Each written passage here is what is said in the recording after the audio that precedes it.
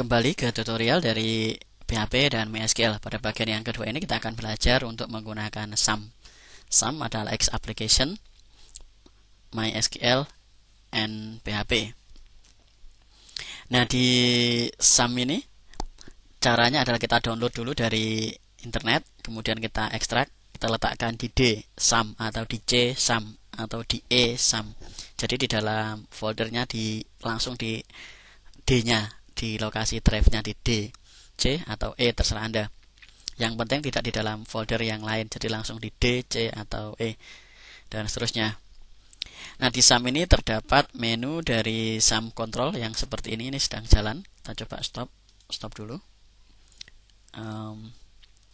Kita akan exit. Kita exit dulu. SAM control tadi menampilkannya adalah klik SAM control di sini. Akan tampil seperti ini. Kemudian klik start. Kemudian MySQL-nya juga bisa kita klik start. Jadi kalau nanti kita MySQL, dua-duanya harus jalan, Apache dan MySQL. Kemudian ini kita letakkan minimize. Nah, untuk meletakkan beberapa file itu ada di htdocs. Sekarang kita tes dulu apakah SAM-nya sudah jalan atau belum. Caranya adalah klik browser dan tambah, kita tulis localhost seperti ini dan kita jalankan SAM. Ini berarti SAM-nya sudah jalan. Jadi kita cukup menulis seperti ini, localhost, dan enter. Oke. Dan sudah jalan SAM-nya. Kemudian untuk meletakkan filenya kita letakkan di htdocs seperti ini. Misalnya kita membuat sebuah folder belajar PHP MySQL seperti ini.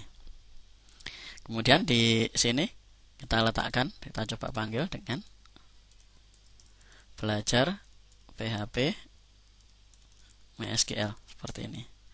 Nah, ini sudah tampil di folder dari belajar PHP MySQL. Kenapa? Karena belajar PHP MySQL ada di folder ini.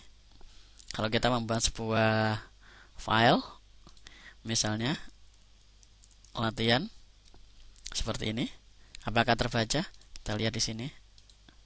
Nah, ini keluar latihan.txt. Jadi keluar dengan nama latihan.txt. Ini sudah terbaca. Itu adalah proses-proses menggunakan SAM.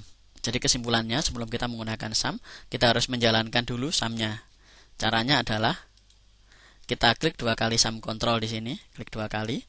Kemudian SAM controlnya akan tampil seperti ini. Kemudian kita klik start dari Apache dan MySQL sehingga nyala hijau seperti ini.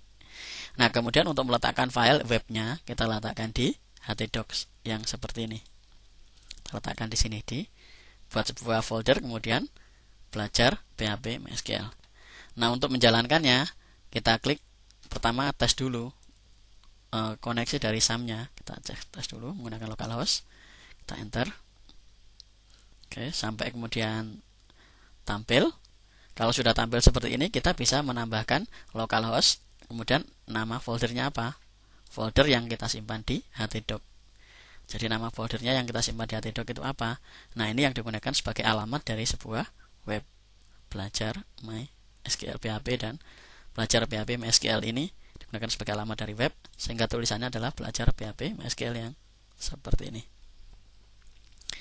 Itu contoh penggunaan dari SAM. Kita ke materi berikutnya dari tutorial ini. Terima kasih.